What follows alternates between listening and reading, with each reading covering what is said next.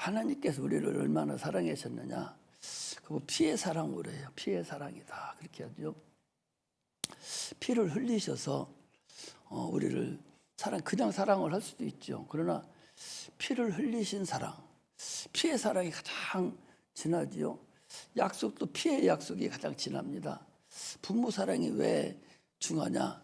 피의 사랑이기 때문에 그래. 피 흘려서 우리를 낳았잖아요. 주님이 엄마가 피 흘려서 나를 낳았기 때문에 그 사랑이 그렇게 중요하고 그 사람을 뗄 수가 없는 거예요.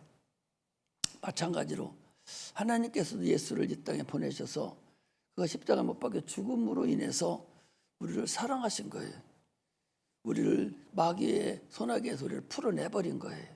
그러니 그 피의 사랑이 가장 소중하고 가장 중요한 거예요. 그래서 부모의 사랑도 피의 사랑이고 하나님의 사랑도 피의 사랑이죠. 그래서 하나님께 우리를 얼마나 사랑하시는 거니 하나님 아들을 보내주고 그가 피를 흘려서 우리를 구원시키시고 그리고 이제 성령을 우리에게 보내주셔서 지금도 성령으로 하나님 섬기게 한 그런 사랑이 하나님의 사랑이에요. 그러므로 성령을 우리에게 줬다는 얘기는 신을 보내줬다는 신. 아침에 우리 주일학교도 그런 얘기 하잖아요. 하나님의 신을 우리에게 허락하신 거예요. 그러니까 예수를 믿음으로 인해서 내가 누구 들린 사람이요? 신 들린 사람이요. 하나님 신 들려서 많은 사람들, 예수 안 믿는 사람들 또 무당한테 가서 물어봐요. 내가 이사 어디로 가면 되겠느냐고. 내가 결혼 날짜를 잡아야 되는데 어떻게 하면 되겠느냐고. 또 우리 아들이 이번에 대학 시험 보는데 합격하겠는가 물어보고 귀신에게 물어봐. 그 귀신은 전능하신 신이 아니에요. 피조된 신입니다. 그건 그야말로 거짓의 아비에 대한 신들이에요. 맞으면 맞고 틀리면 틀리고 그냥 뚱깜땡감 하는 것들이죠. 그러나 우리가 받은 신, 우리는 다 신 들린 사람이요. 너무 점쳐줄 수도 있어. 너무 이 모든 거 사주도 다 볼 수 있는 게 우리가 신 들린 사람. 이게 성령이 들린 사람, 성령을 임재한 사람을 성령 충만을 받았다 그렇게 하는데 그 성신을 받았다는 얘기거든요. 성신을 받았다는 얘기는 하나님의 신을 내가 받았다 그 소리. 그거 얼마나 감사한 거예요. 하나님의 신은 뭐예요? 성령은 하나님의 깊은 곳이라도 통달하시는 분이니 세상 만물을 창조하신 분의 그분의 신, 그분의 영을 내가 받아들였으니 이거보다 더 큰 은혜가 우리가 어디가 있어요? 참으로 이 하나님의 은혜, 이 성령을 받지 않으면 그래서 참으로 이 세상 살기는 어렵습니다. 예수 믿기도 어려워요. 기도하기도 어렵습니다. 성령 충만히 받아야 기도 1시간, 2시간 막 하고 기도하고 싶어서 막 아침에도 쫓아나오고 막 하나님과 교제를 나누려고 왜? 성신을 받았으니까. 막 그렇지. 성령을 안 받은 사람은요. 여기 나오는 거 진짜 죽겠을걸. 안 나오면 목사님 잔소리하고 뭐라고는 하지. 도대체 내가 이거 어떻게 하지? 발은 디뎌놨는데 이거 도대체 어떻게 하지? 이렇게 힘든 거예요. 그러나 성령을 받은 자, 하나님 받은 성신을 받은 자는 그렇지 않습니다. 어떻게 하면 내가 교회 나갈까? 내가 어떻게 하면 하나님께 기쁘게 해드리지? 막 그러는 거예요. 밤낮이 없어요. 성신을 받아놓으면 밤낮이 없다고. 내가 그 전에 목사 바로 되기 전에 이제 성령 충만해가지고 막 낮에 사업을 하고 끝나고 나면 막 차 타고 밤마다 막 산을 쫓아다녀요. 어디 기도원이 있다면 산을 쫓아가고 밤새도록 기도하고 아침에 내려와서 또 하루 일을 하고 계속 한 번은 요즘은 여러분들 레비 귀신이 있어가지고 딱 찍으면 딱 데려다 주잖아. 그대로 가면 되잖아. 이 레비 귀신이 생긴 자가 여러분 굉장히 오래된 것 같아도 얼마 오래 안 돼 있어. 핸드폰 이거 이렇게 난리치고 이것도 그렇게 오래 안 됐어. 불과 10년, 15년 사이뿐이 안 돼요. 그전에 핸드폰도 없었고 또 내비게이션도 없었어요. 그럼 밤에 막 살면은 한 번은 저녁에 끝나고 사모님하고 둘이 이제 그 이주 목사님이라고 그분 어디야 강원도 어디서 그 부흥이 한다고 그래가지고 집회한다고 해서 가는데 그냥 무작정 주소만 들고 가는 거예요. 밤에 막 가니까 저 강원도 들어가니까 이 군인들이 나와 보초를 다 쓰고 막 검문 검색하고 또 어디쯤 가자면 되냐면서 물어보고 밤중에 그 산골짜기를 찾아서 거기를 가서 한 2시간 은혜 받고 또 와. 또 와서 또 잠깐 자고 하루 일하고 또 그 다음날 또 산기도 또 가고 그렇게 해도 피곤한 것도 없고 자꾸 기도만 하고 싶고 자꾸 주님만 만나고 싶고 이게 성령 충만함 받은 사람이야. 그런데 성령 충만 못 받은 사람은 아이고 이거 어떻게 살지 도대체가 살 길이 없는 거야. 천국은 가야 되겠는데 이거 기도도 안 되고 이거 앉아서 있기도 어렵고 힘들고 막 이래줘요. 그래서 우리는 성령을 받아야 살아가는 거예요. 지금 세대는 성령 시대예요. 충만하게 받아서 어제도 얘기했죠. 술 취하지 말라. 성령 충만함을 받으라. 술 취하는 거하고 성경은 참으로 기특하죠. 술 취하지 말라고만 해야 되는데 술 취하지 말라. 이런 방탕한 것이니 성령 충만함을 받으라 그런 거죠. 그러니까 술 취한 걸 뭐라 하는 것이 아니라 술 취하면은 내가 알코올에 내가 내 의지가 거기에 그냥 딱 붙잡혀 버린 거예요. 그래서 내가 얘기하는 것이 아니라 알코올의 힘에 빌려서 얘기를 하는 거예요. 그와 똑같이 성령 충만하게 받으면 내 의지는 온데간도 없고 오직 성령의 인도함을 받는 거예요. 육체는 아무것도 아니에요. 성령 충만 받으면 육체는 아무것도 아니요. 피곤하지도 않아. 그렇게 상관없어. 그래서 지금은 성령 충만함을 받아야 돼. 그래야 우리가 살아갈 수 있어요. 하나님을 내가 또 알아가야 돼요. 하나님을 알아가고 하나님을 사랑하고 하나님을 인정하고 하나님을 신뢰하고 하나님을 의지하는 것, 이것이 신앙생활을 하는 겁니다. 이것이 하나님 알아가는 거예요. 세 번째는 신앙생활하는 것은 기도하는 거예요. 기도. 신앙생활은 기도생활이에요. 그냥 기도를 아무리 해도 타면은 방언을 밤새도록 해도 끝이 없어요. 끝이 없어. 밤 12시, 1시까지 막 기도를 하고 나도 그 다음날 아무 이상도 없어. 이게 성령의 인도함을 받는 거예요.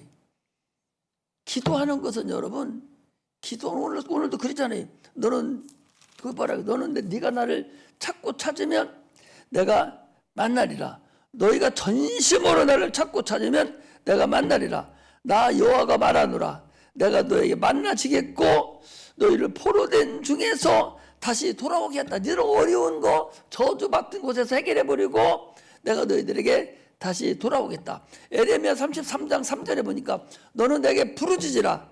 내가 응답하겠고 크고 비밀한 일을 보여주겠다. 그리고 시편 81편 10절에 보면 너는 입을 넓게 열라.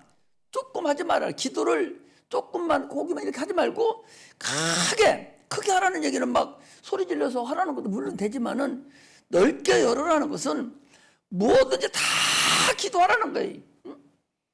우리 미혼자들은 남자든 여자든 자기 어차피 결혼하려면은 뭐 아직도 언제 할지는 모르지만 하나님 지금부터 나를 도와주세요.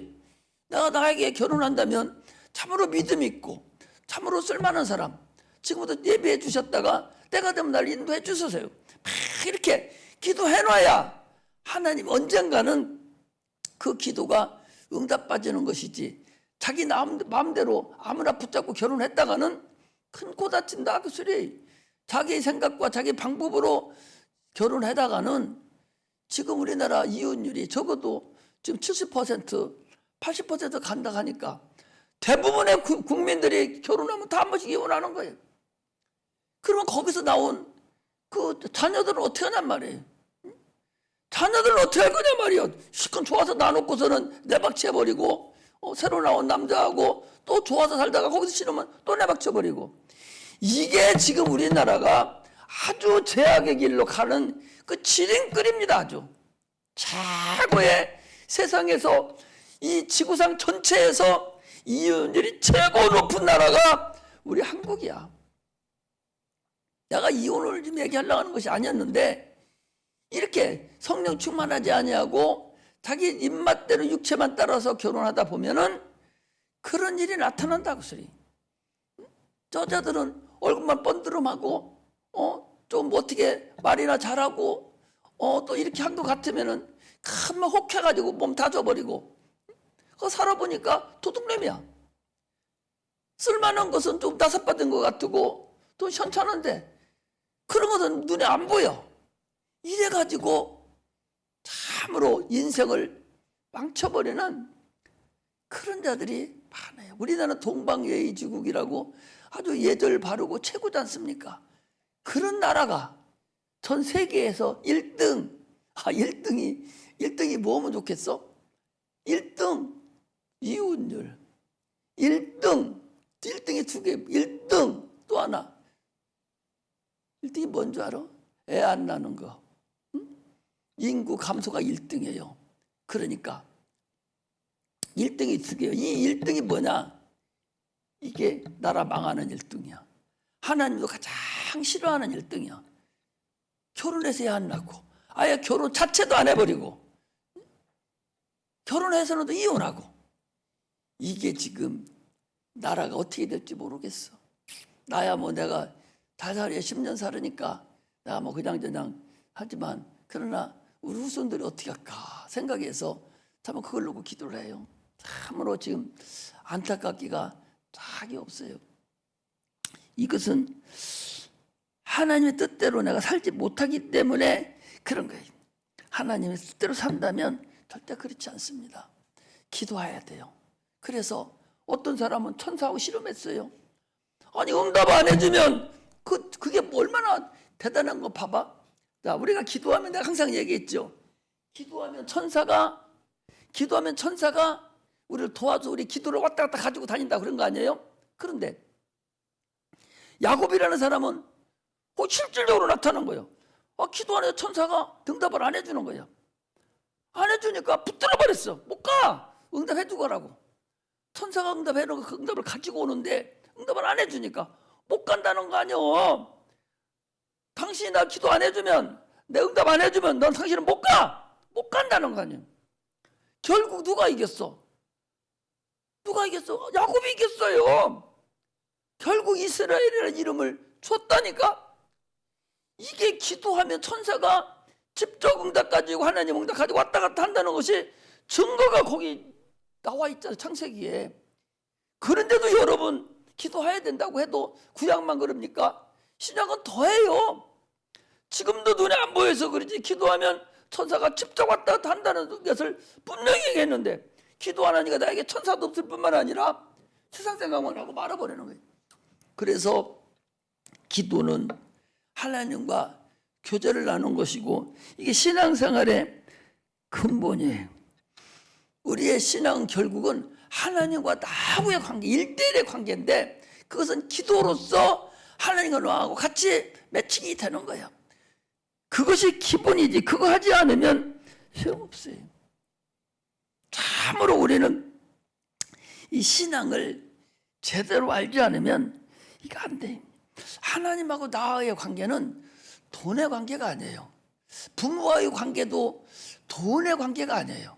오직 사랑의 관계거든요. 사랑의 관계. 아니,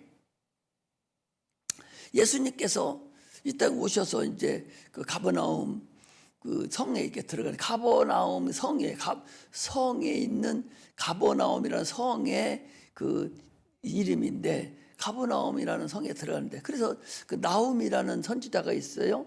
그 나움이 가버나움 그 선지자, 거기에 사는 선지자의 가버나움이 구약에 들어가는데 성전세를 내라고 그래요. 성전세 내라가니까